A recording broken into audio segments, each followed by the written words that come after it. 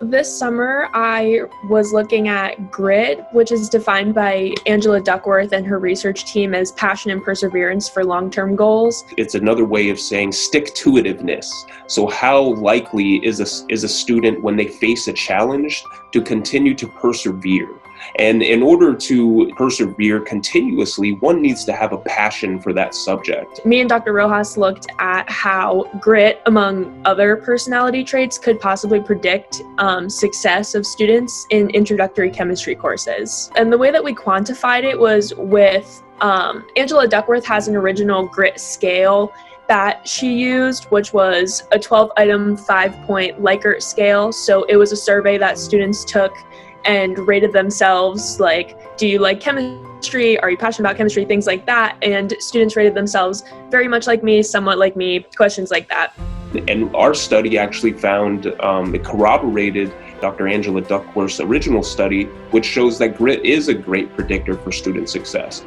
In fact, our study looked at a wide variety of metrics which have been attributed to student success in STEM courses: conscientiousness in preparation for course, attendance.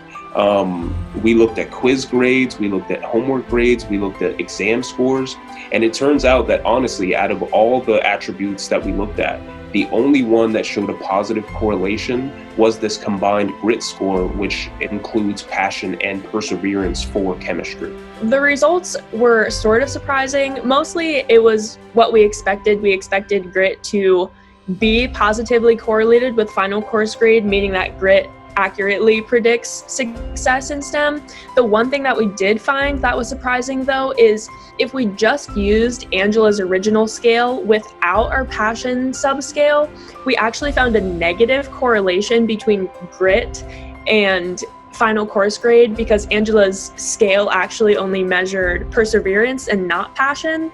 So we found a negative correlation between simply perseverance and final course grade. But when you combined passion and perseverance, you get actual grit score, and that's positively correlated. We wanted to investigate this as it relates to STEM, because traditionally STEM has been one of those fields where there's a diversity problem, there's an inclusion problem.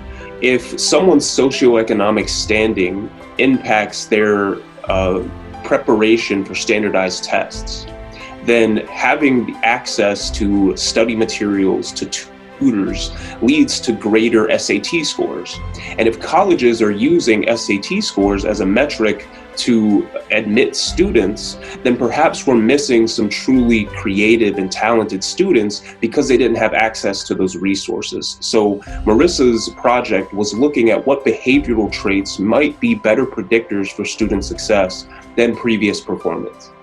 What really made me passionate about partaking in this particular project is the lack of diversity in STEM, which is usually caused by admissions decisions in college and them being based on GPA. If we could use a different scale for determining their ability to be successful in the STEM field, we could possibly increase diversity largely.